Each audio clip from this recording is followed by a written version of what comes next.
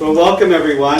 Welcome to Gallery North and the first ArTalk since January of 2020. It's been quite a while. Feels good to be back. My name is Ned Puchner. For those who don't know me, I'm the executive director here. I hope to meet you all at some point, for those that I haven't met. And today we're joined by Doug Reina, whose work is on the wall. You probably all are enamored with it already. And we are all very happy with this show. But before we begin, I do have some folks that we need to thank. First, our sponsors, Jefferson's Ferry, also the Michael and Ronnie Cosell Foundation, the Suffolk County Department of Economic Development and Planning, Team Artolino, Realty Connect, Build Architecture, and of course, we are filming this because it's going to be then put onto YouTube, our YouTube channel, and posted as part of the Shirley, Strum, Kinney Arts Festival on campus at Stony Brook University. So if you want to go back and relive it, you'll be able to do that in about a week or a week and a half, something like that. Oh, nice. It'll be on our YouTube channel, which you can access through the website or through the Arts Festival. All right. Very nice. So there we go. Wow. So I thought I would just kick things off by a little intro, because Doug has been kind of important to me starting out here at Gallery North since I started in December of 2019. I am trained as an art historian. I worked in museums and have always been really involved with the history of art. And for me, the history of art is always being written. For those that wish to learn about it, the history of art is always in books and you can read about it. But for those that wish to see it happen, the history of art can be learned about by talking with artists. Finding out who they respect and who they emulate. Doug Reina, knows a lot of artists, especially on Long Island. He has learned from them. He has emulated them. He has even curated shows of their work, the Face-to-Face show, as an example. When I started here at Gallery North, he was really an invaluable resource, introducing me to many regional artists. So today I thought we would talk a little bit about the artists that you admire, and especially as you were starting out, and those who continue to influence your work to this day. Good.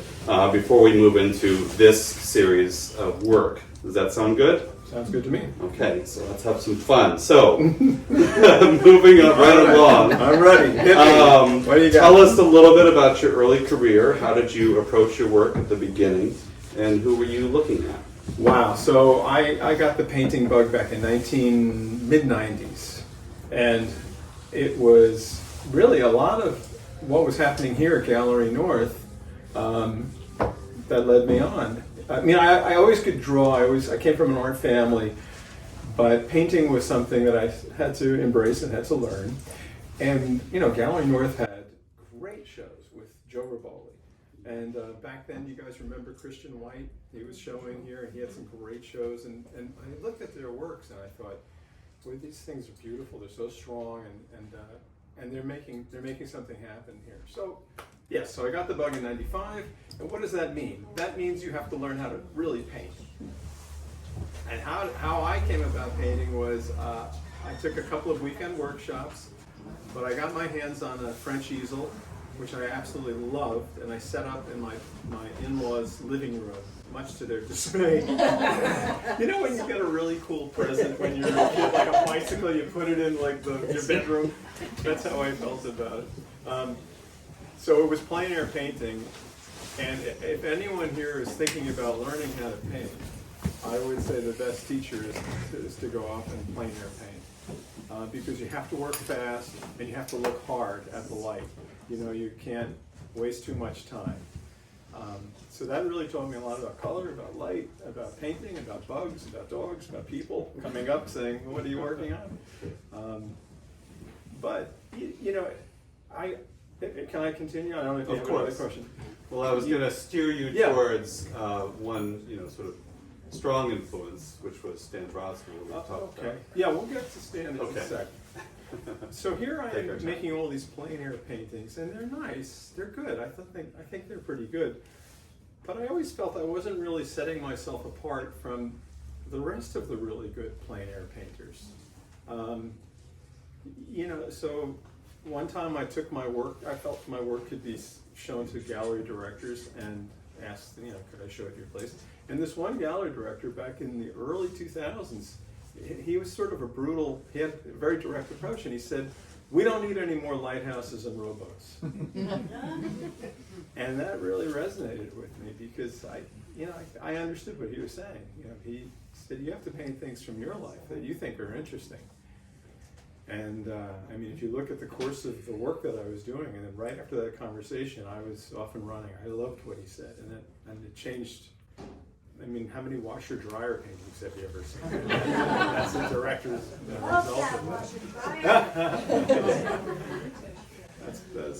So now I'm doing that. So now all of a sudden subject matter is really important to me, and I'm doing things with, like, I had this stuffed shark, and I had this mannequin, I had interesting rooms that I was doing, all leaning on Hopper. Hopper was a big deal because of that beautiful light. If you're painting and you can all of a sudden paint that sensation of light, it's almost a religious experience for you because it just bounces off the canvas and you say, "Oh my God, what happened here?" It's a sensation that is it's exciting. It keeps me going. That does keep me going. I know that's not coming off as well as I'd like to say it, but there's something magical about that effect happening. And now Stan Brodsky gets into it. And I was so lucky, and a lot of painters are so lucky to have studied under Stan. When did you meet him within this sort of trajectory? Was it before the guy told you and It was put after. you off of Lighthouse? It was after. So after that guy, so I thought, okay, I just need to shake up that guy directed me to more interesting subject matter. For example, I had this hula girl on my dashboard. I was driving past Sunken Meadow one sort of dreary day, and I knew you could get a view of the water. If you pulled into Sunken Meadow Park, you could see your height, you're above the water, and you can see. So I said, I'm going to take a photo of that with a road, and this is great. This is my car. This is the thing. But I realized that the camera was too close to. Here's the woman. I had to go all the way in the back of the van to get the camera to do the right thing. But I had to park the car in the middle of the road, and I thought, Doug, you're going to get killed. But that was that influence. Now, about 2012, I'd say, my very smart mother said, my mom and dad were contemporaries and good friends with Stan. They're all in the art community, and my mother never wasn't very heavy-handed. But when she said things like, you should consider taking a class with Stan Brodsky, I took it. I took that advice, and it changed my life. Jean's here. She stands Wyatt. And Stan was completely new territory for me. Stan was a contemporary painter, was an abstract painter, would bring in samples of what other contemporary abstract or contemporary painters were doing. Suddenly, it was much more than just the subject matter that I had to think about. Now what's going on with the canvas? What's going on with how the paint is going on top of the paint, how the energy of the brush is going. All of a sudden the surface became important. But he was also interested in color. He was a great colorist. Yeah, he was a great colorist. But my problem that I had with Stan was he was above and beyond where my little brain was at the time. Okay. He would say things, and I would walk away going, "Yeah, right, Stan, okay." And then I'd sit down and say, "Wow, what the hell does that mean? How do I embrace it?" But he would say good things, like we would do group critiques. Mm-hmm. Now, I didn't graduate from college with an art degree. I had 2 years at Buffalo State. And I didn't want to become an art teacher, so I bowed out and I got into mass communication and had a career for many years doing video production. All the while I was doing artwork on the side, but Stan would say things like, you need to modulate your colors. Like a lot of kids, we're all adults, kids. How are you kids doing? The students in Stan's class, I was sort of an unusual fellow because I was still tied to figurative painting, to realism. But everybody else in that class was very abstract, right, Gene? I was sort of the lone guy on that one. But when I would try to do something abstract, or when the other students, Stan would say, you need to modulate your color. You can't have the same yellow in all the spots. Change that yellow. It can be a type of yellow, but don't. He pointed me out to like how you can be very boring in a painting if you don't pay attention to that kind of thing, the subtleties of what the colors are doing. Anyway, so that's the Stan Brodsky influence, yeah, and it was terrific, and really terrific to have. And I sort of, he was a real mentor to me, and he would ask me to make his medium. He had this recipe. So if you look at these paintings, you're not really going to see a lot of glare. You know how some artists, when they paint, you see a lot of shine on the painting? Because sometimes they might have Daymore varnish mixed into their medium. I know some artists that do that. Not Stan. He taught me how to use a medium that has cold wax as part of it. Cold wax is like, it reminds me of Crisco. You know the consistency of Crisco? It's like that. It's white, and then you mix it with some linseed and some gallicate and some mineral spirits, and the paintings don't have glare. Stan he said he didn't want glare, he just wanted color. And I took that to heart. Like this blue painting here, there's no glare, it's just color. And if the wax medium is just right, you can really get the paint to pile on.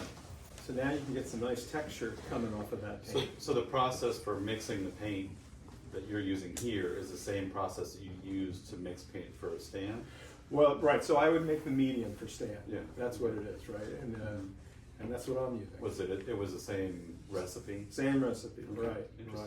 Right. Well, let's switch gears.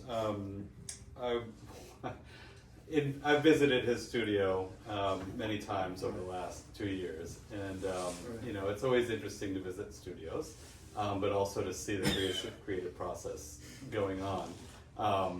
There's been a lot of things written about how artists paint, how artists work, and thinking of de Kooning in his overalls covered in paint, and then Barnett Newman would paint in a suit. Yes. You paint with no shoes on, I noticed. Sometimes. Yeah. So I thought that was an interesting little detail.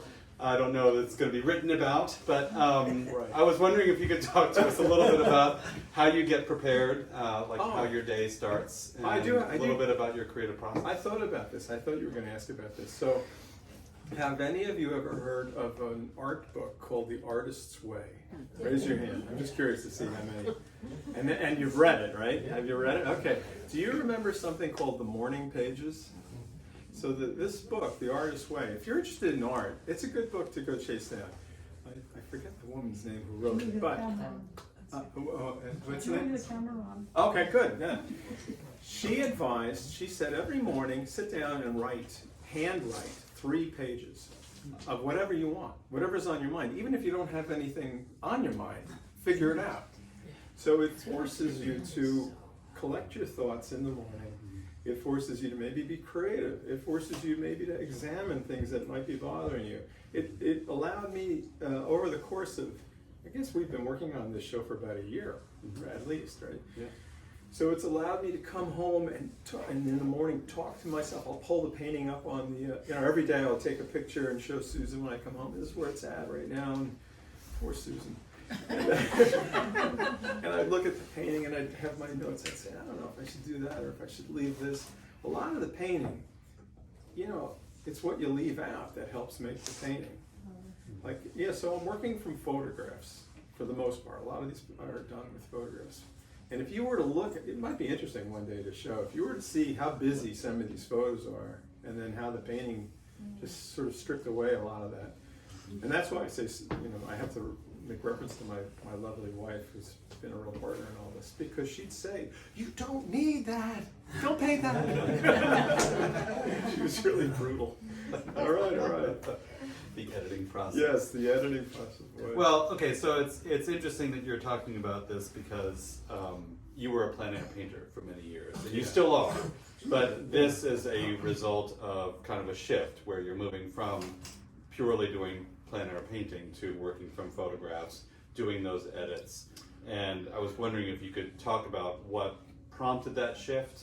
I'm going to say this. Yeah, go ahead. So when that fellow told me in like 2005, no more lighthouses and rowboats, please. I did have to embrace painting from photos as well as, I still continue to do plein air painting.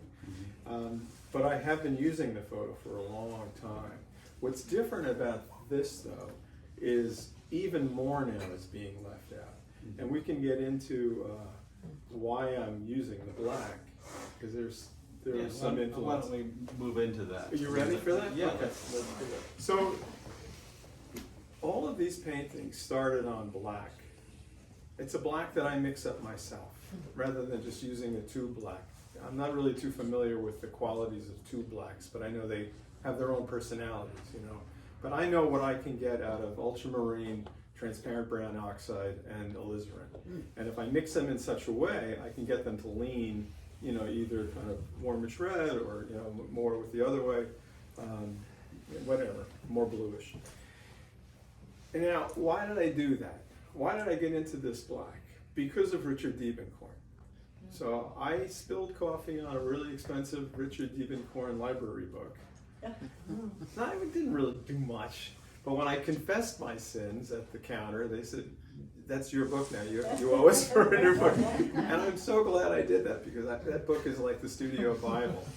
When I looked at Richard Diebenkorn's work, okay, yes, there's all the early abstractions and there's the later abstractions, and those are wonderful. But the figurative stuff that he was doing, it just knocked my socks off. And I said to myself, that guy's having so much more fun than I'm having. And when you're a little jealous, if there are any artists in here, when you're a little jealous of another person's work, that means you like something that they're doing that you want to figure out, and maybe you can put into your arsenal, your quiver. And what he was doing was color on top of color coming through. He was making skies that, as a plein air painter, I was always a slave to I was like a reporter. Okay, the sky is doing this, and that's what I would figure out, and I would do that. But what I got out of Richard Diebenkorn was that your allegiance is to the painting itself. Your allegiance is not to that scene. No one cares about that scene that you were looking at. They don't see that. They see your painting. And so I have to say to myself now, I want to put in a really crazy dark blue sky, Let's see, like that. That sky is that's not really as crazy as that. There you go. Thank you. That's even better. Now, when I took this picture, that sky didn't look like that. But I said, I want to do that sky. And then it's like problem solving. You say to yourself, okay, well, if I'm going to have this, if that's going to be this, then how do I solve the next thing? What goes next to that?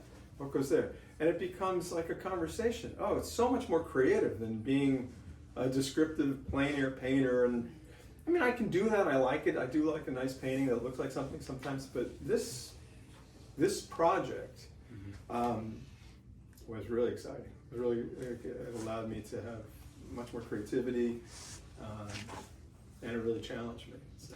Well, it seems like Diebenkorn's influence really helped you to work through balancing realism versus some sort of sense of abstraction, which it seems like you're moving towards. This one in the middle of this wall here is the most recent work that was done, a week before the show opened? Yeah.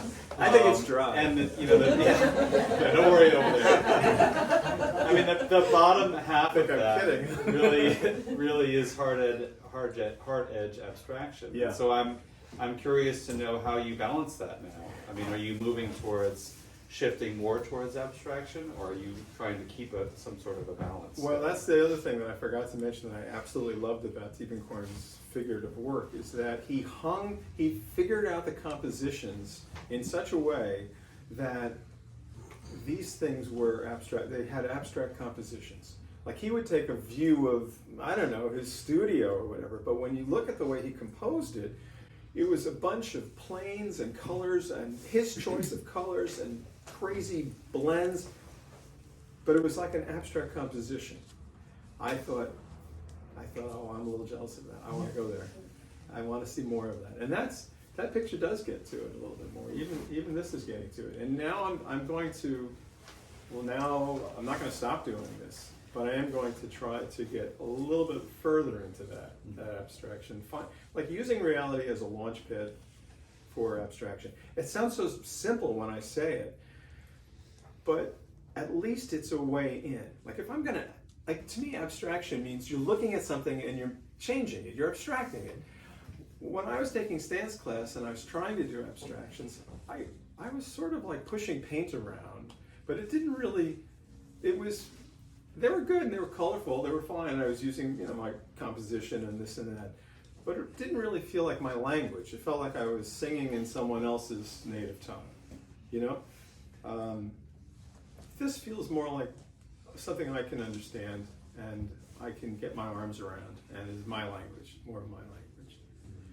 Are there any, does that make sense to my fellow painters a little bit, right? Like, and I think in the beginning you sort of do mimic. You do have to sort of find the style that you like and then explore it and then see, you don't want to keep impersonating it, you want it to be yours. So how do you make something yours? That was often a big question in mine. Like I didn't want to be like everybody else. And I once asked Stan, I said, I remember this conversation. yeah, how do you get a style? I said. He said, just paint, don't worry about it, it'll happen.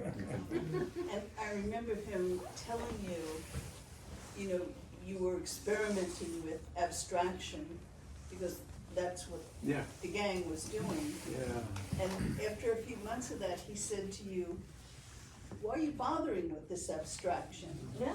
And you said something like, I want to be taken seriously as a painter. Yeah. But if you're representational, they don't take you seriously. And he said, nonsense. That's what you're brilliant at. That's what you should do. Yeah, that sunk in, Jane. That did sink in. Yeah. Yeah, that's true. Play to your strengths. Yeah. Don't try to be something you're not. Mm-hmm. Yeah. It's all right to dabble and sort of see how that works, but in the end, you have to come back to what you do. Yeah. And I do like Hopper. I always like that. To me is a real Hopper-esque influence in painting. Well, we've talked about this. I mean, I think that one of the reasons why, or one of the things that keeps your work in this sort of really fertile balance between realism and abstraction is that all of these scenes are from, I don't know, within 5 miles of here. That's true. And well, with the exception of the shacks, some of the shacks, the Montauk. Oh, the Montauk's out there. But I think at the root of it all is a sense of place. I mean, you call one of them Setauket. You call one of them Muse on Main, which we have to circle back to. There's been a request to talk about that. Oh boy. And then the shacks. I mean, you're talking about shacks that have been, many of them were torn down. Yeah. And you're.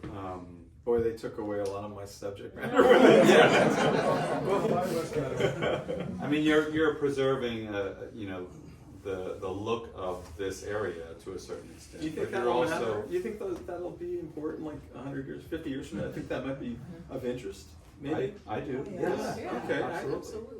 Good. I mean, It's a for different look, too. Hopper, certainly. I mean, he captured a moment in New York that was, really exciting, and he also captured the first skyscrapers and how the light hit them, and you're doing somewhat of the same thing. I mean, it's not. Yeah. I don't want to say that you are Hopper, but No, you're you are pulling from that same narrative, I suppose.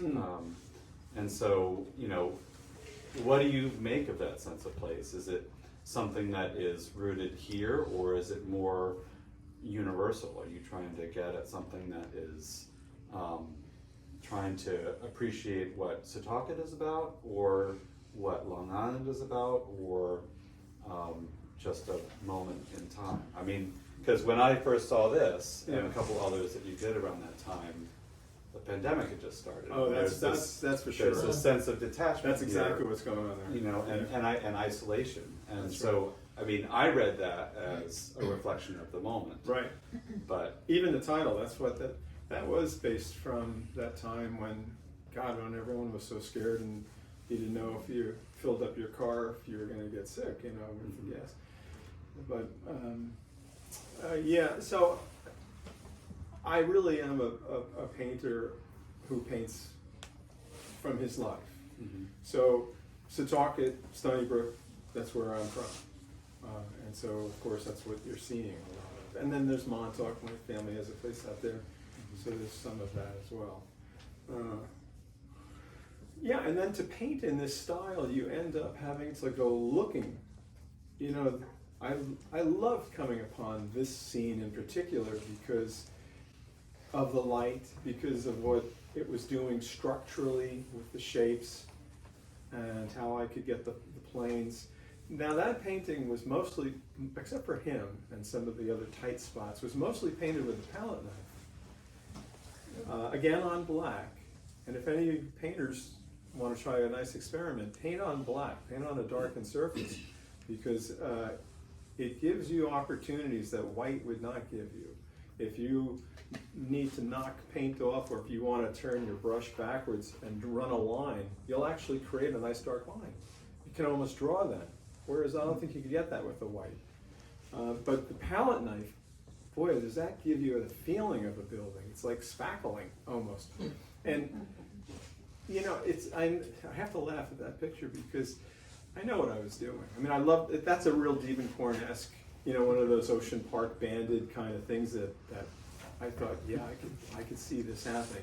But it's also a lot simpler to paint a flat wall than it is to paint like a washer dryer with all the piping and everything. So I had to laugh. But that was a challenging painting because he was challenging. The round column was a bit challenging. Getting the light to get caught underneath the thing. I digress. Go ahead. I'm sorry. Well, I'm just going to read back to you something that you said. So we were, I did a couple of interviews with him to prepare this catalog that we actually have for sale. And in it, I quoted you, and you said, at the height of one of these interviews, we're always changing. We're always getting older. We're all in flux here. And so sometimes when I see something that is really cool, but is beat to hell, an old rusty car, or an old cottage, or the shack in the other room, or something like that, it could be a stand-in for us, for our experience, a reminder of us. Mm-hmm. Yeah. Do you still feel that way? I feel that all these paintings are a self-portrait, ultimately. And you know, they kind of, yeah, exactly. Like especially, I don't want to paint anything new and shiny. I don't want to paint someone's new fiberglass boat. I'd rather paint a boat that's got some character to it, or a car that's got some character to it.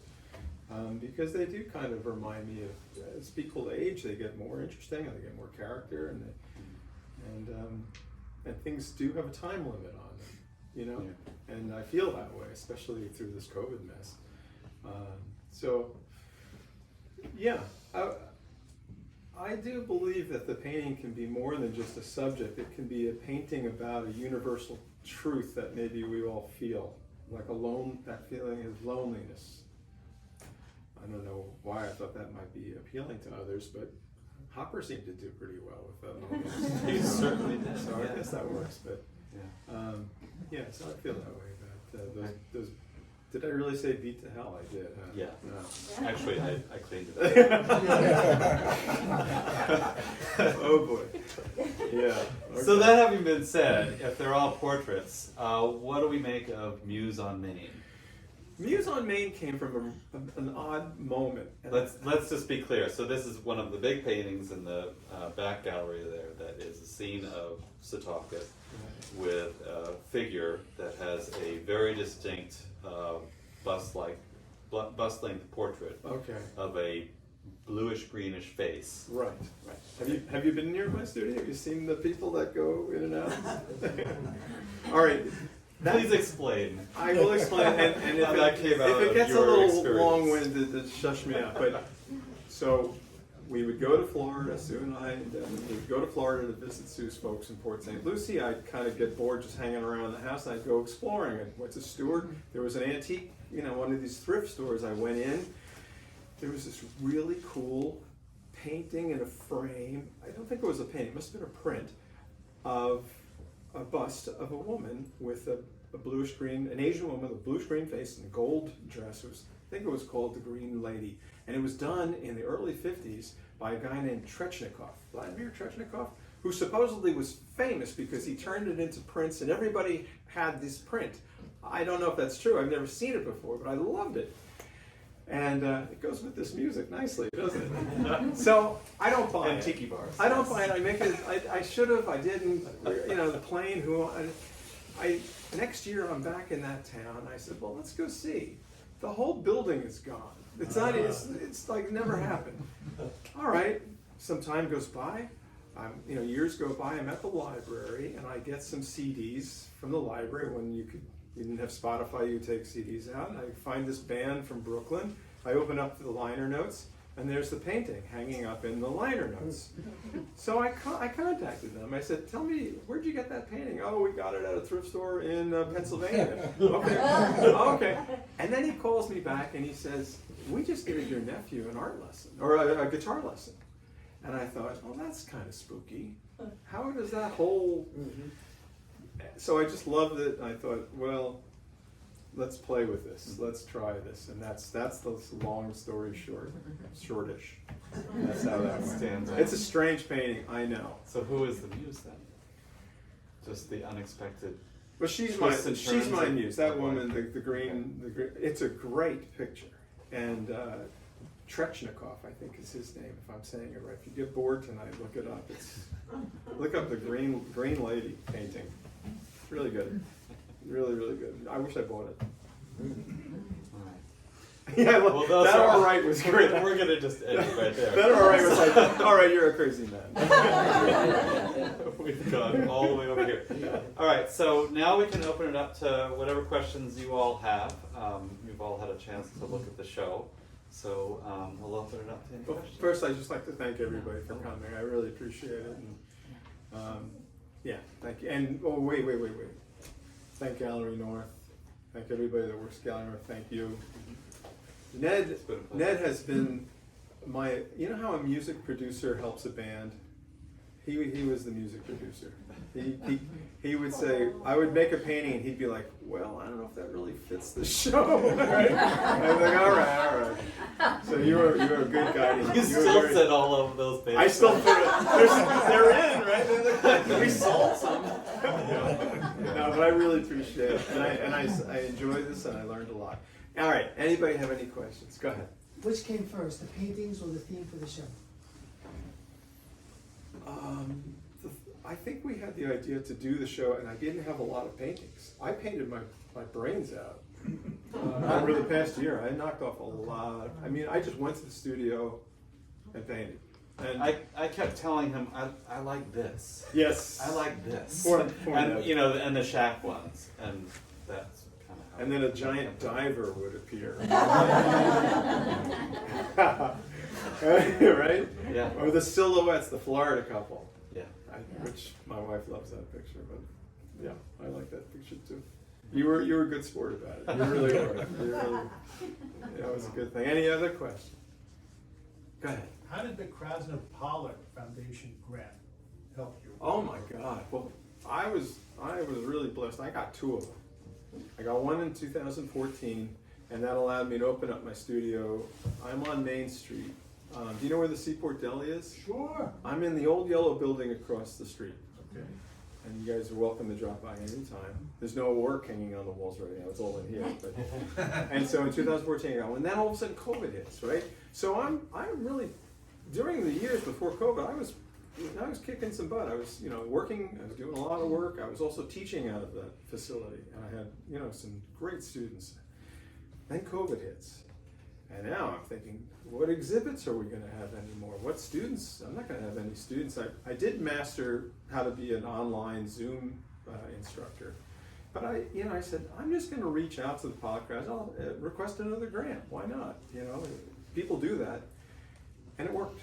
And so they said yes, and that helped me to keep the studio going. So I was really quite honored that they did that. Very good. Yeah. All right. Anybody else? Go ahead. Where is that? Oh, I'm glad you asked. All right. So, does anyone do their banking with a BFCU up in Port Jeff, sort of near like the Chrysler dealership up there? All right. So, if you drive behind it's up there, and it doesn't look blue. I'm going to tell you something. If you look at it, it's more like that color of the middle picture, that kind of tannish color.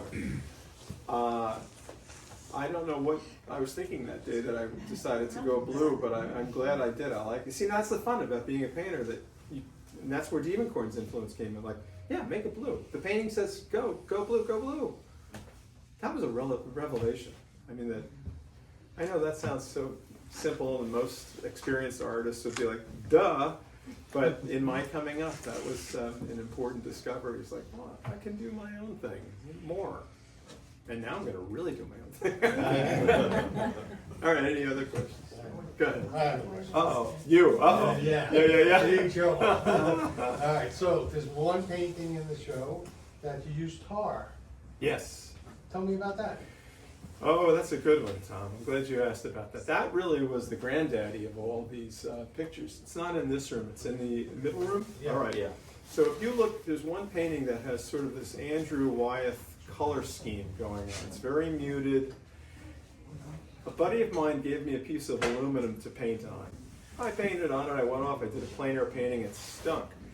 Now I'm reading about Donald Sultan, the artist Donald Sultan, and how he would use tar as a type of paint. And I was open to anything. So I started using, I covered the whole thing with tar. It dried. Finally, I decided to paint that shack painting on top of it. Now here's where it gets interesting. The mineral spirits that I was using reactivated the tar. And it got mixed into my color. And it did that. Wow. That's what I said. Yeah, wow, this is something. This is really... And I don't tell everybody that, so sure. That's between us. Otherwise, I'm going to ruin it. Well, now it's Now it's out. Yeah, it's out there. All right. Sorry, Doug. That's okay. It's a good, but the guy that gave me the aluminum panel, when I told him I was going to use tar, and he was in the construction business, he says, "Oh, you're not going to like that. That tar gets all over everything." And he was right. It's just like, I don't know what, like taffy or something. It's ridiculous. It's a mess. All right. Anything else? Anybody else? Oh, go ahead. I love the washer dryer. Oh, thank you. I love that. And, you had mentioned that Hopper was very much an influence. When I look at that painting, compositionally, it reminds me of Hopper's painting. I don't know the name of the painting, of a woman sitting inside a train, reading head down with a little window, of the outside world. And it feels like a train, doesn't it, with that little window up there in the corner? oh, very much so. Oh, yeah, good. and I'm wondering, I don't know if I'm, if that painting was an influence in particular, or am I reading a lot into it there? No, it wasn't. That scene just caught me one night when I was down in the basement. I think it was that green and that light, that green wall. And again, there's something, that's like a beat up kind of a scene. It's not like a pretty washer dryer world. It's got like framing sticks next to the dryer on the right. It's a self-portrait, basically, in its own weird way. Somebody said to me at the show the other night, he said, "Okay, the detergent bottles, did you put them there that way for the layers?" No. It's tied to tar. It was a funny thing to ask. Well, Sue says that it never looks that clean, actually. Well, as I say, you leave things out, right? You edit. Sue. I was going to say that I'm so impressed with how clean your basement is. Oh, thank you. Hello, Susan. You made it. We made it. Oh, good. Anybody else with a question? Go ahead, Evelyn. Yeah, Doug, your compositions are so strong and so solid. I'm just wondering, do you work on a lot of drawings first, or do you go straight to canvas? That's a good question. I don't do the thumbnails. Instead, I'm in Photoshop on my computer. And I say to myself, okay, I have a 30 by 40, and I make a layout for 30 by 40. Then I take my photograph, and I start playing with it. I start positioning it until it goes, until it's just right. And that's what I base it on. That's how I do it. Yeah. Photoshop is helpful. Yeah. In line with that, Yeah. do you also play with the colors in Photoshop before you touch the canvas? 'Cause No, well, you know what?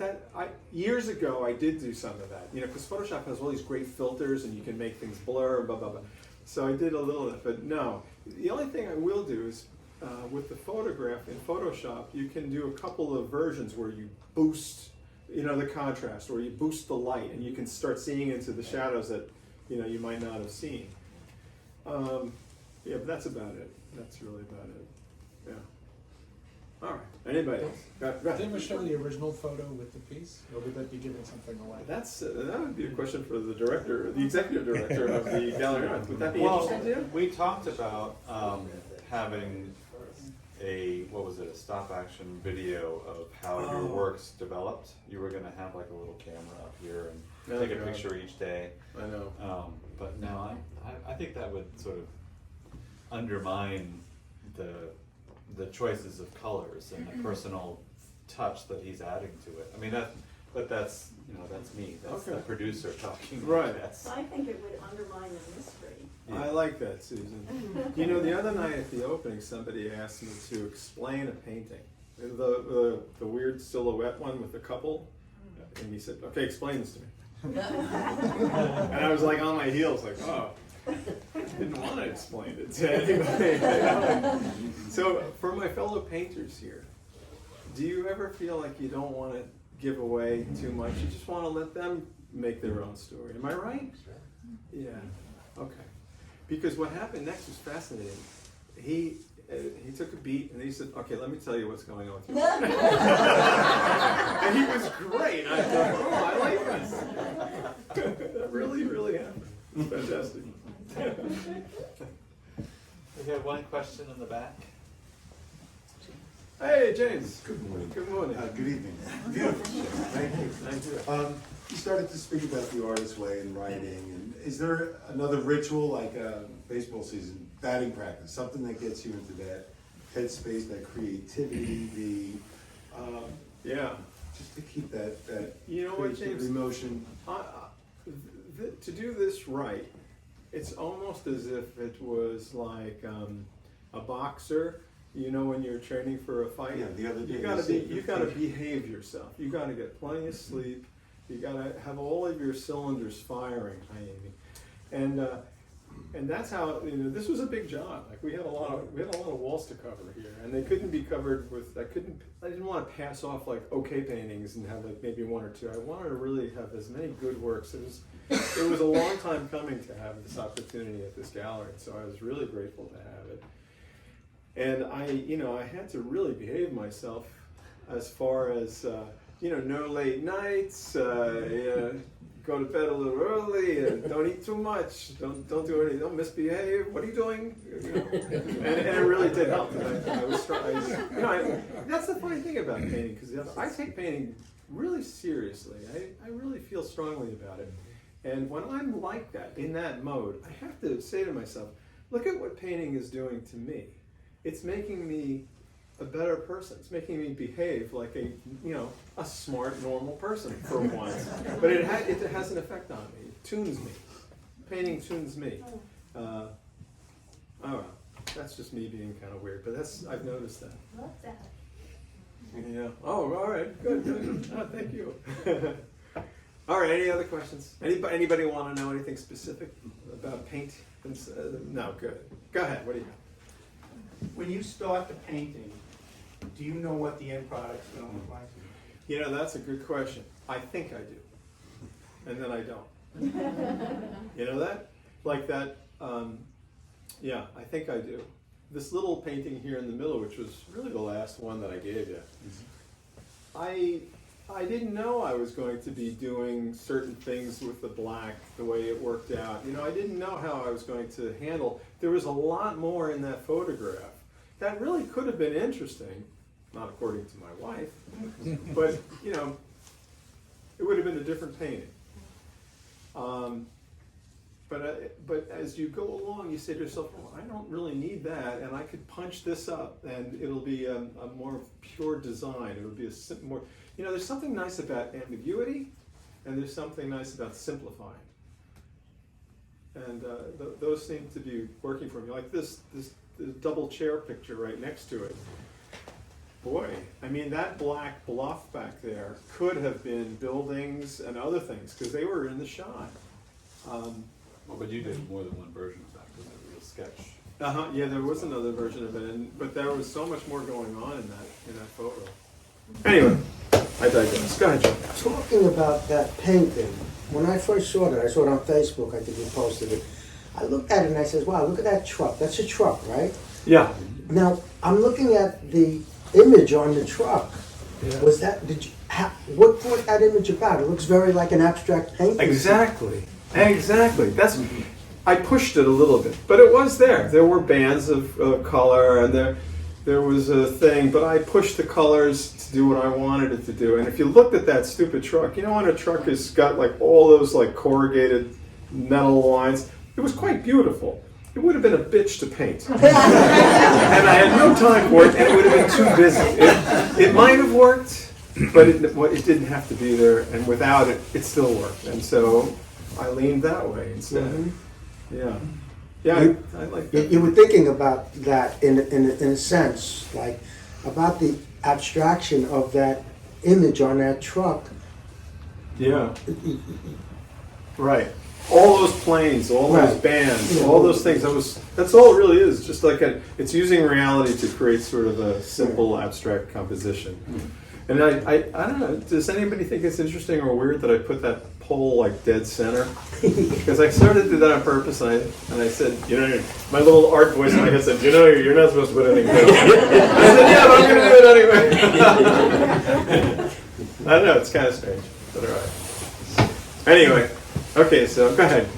Just one more thought. I was just wondering, you just touched on it briefly, that I'm thinking about the balance between abstraction and realism or reality. I mean, you have, such a good eye for perspective, for proportion, for angle, and how much does that learning from your past experience of, how to look at the proportion between how big is the man, how big is the door, how big is the pole, the width, the height, to what extent do you get caught up in trying to be really accurate about all these proportions within an abstract painting? I usually know before I start that I'm happy with the composition.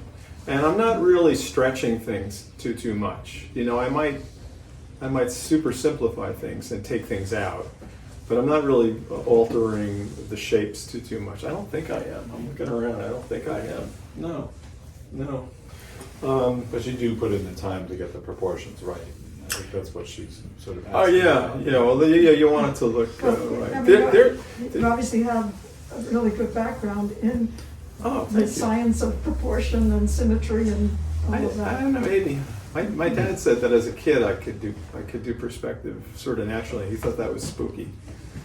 That was one of the many things that he thought was spooky about me. Yeah. Oh, go ahead. So I really like the way your eye gets led around in the paintings.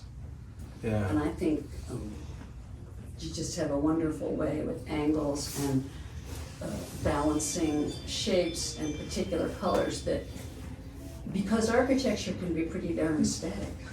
Right. Because it is. Yeah.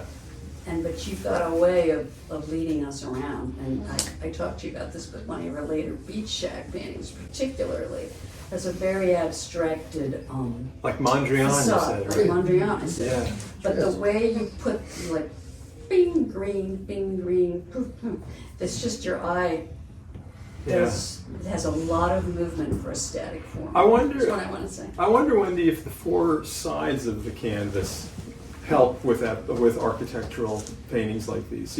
Because you're starting with those four. Yeah. Well, I think even the height this and light that you insert into it does play a large role in it. Yeah.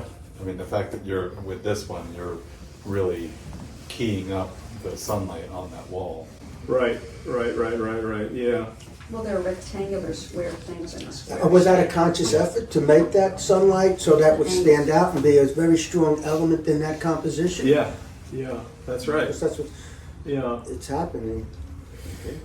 And Diebenkorn was really good with the shadows, Mm. because he always had your eye going, psh, psh, you know? Would you And say your he had a paintings- lot of dynamic Yes, angles? Yeah, I he did, like that. He does. Yeah. And your paintings with those angles of shadows and the way the railings, I don't know, in each one, there's something dynamic going on. Yeah. Okay. Anybody else? I have to continue with that because you're talking about Mondrian and the artist, I can't pronounce his name, Diebenkorn. Diebenkorn. Right. I mean, I looked at some of his work. I spoke to him years ago about you were influenced by him. Yeah.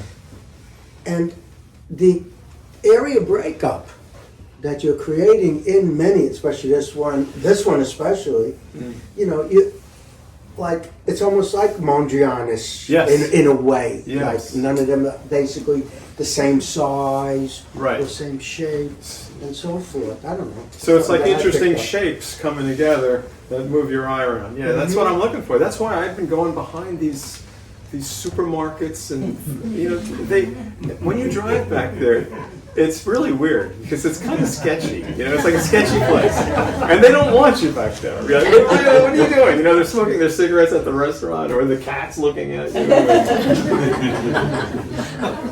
This is behind the Curry Club, which I understand has moved to Port Jefferson. Yeah. So this is now empty, and that's why that cat has that face on. This is also behind the curtain. This is also behind the Curry Club, Right.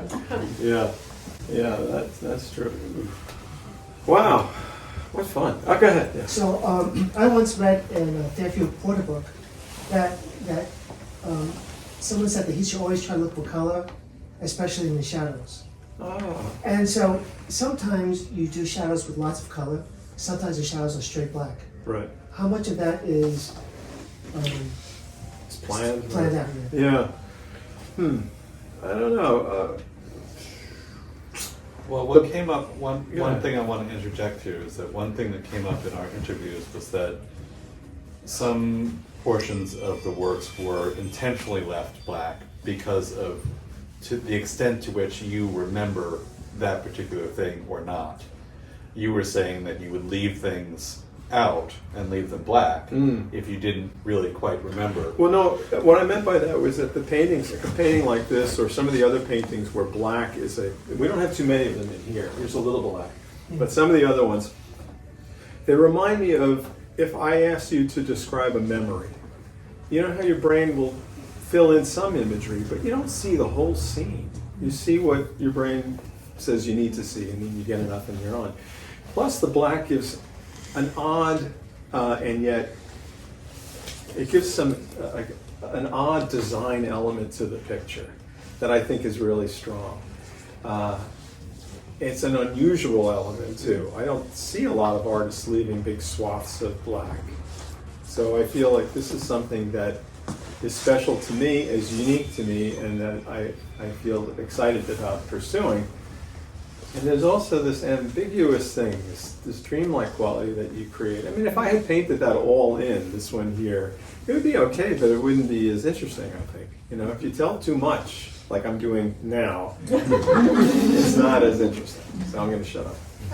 You get the idea. Leave some black. And you just black, but I heard it in the talk. You're really not using black per se, like Mars black or lamp. Yeah. No, You're mixing. I'm mixing. So you're still a purist in terms of your color. I guess so. Yeah, that's you're true. using true color, no? Yeah, that's right. Yeah, that's true. You know, to make these canvases work, I like to stretch my own canvases. I like to use a heavy-duty canvas, and then that needs rabbit skin glue to make it kind of nice and drum tight, which is a weird thing because you heat it, and then it's weird. And then the gesso goes on. That takes some time to dry, and then I need to do over that white gesso. I need to do 2 coats of this black. So these canvases take a week to make these things. But when you're done with it, you feel kind of close to it. You feel sort of like this is an object that I made. I'm connected to this thing, and they're kind of cool looking. Yeah. Go ahead. Doug, I don't have questions, I just have a couple of observations. Yes. First one is, I hope you take this as a compliment. I do too. I've been watching some of these paintings pop up over the years, come work in this direction, Yeah. and enjoying the work. And recently I'll be driving around and I'll be in a sketchy area and I'll say, that looks like a And another thing, you were talking about style. You were talking about style before and having your own style, and I just want to tell you, even though more hard-edged, more abstract, etc., it still has that Doug Reina funkiness in it. Oh, good. I can still see it. You can still spot it? Oh, yes. That's good. Yes. Thank you. You're welcome. I used to think I was easily recognized because I had odd subject matters a lot of times, but I think this stuff stands on its own too. You know. Wow. All right, time to go eat. Get out of here.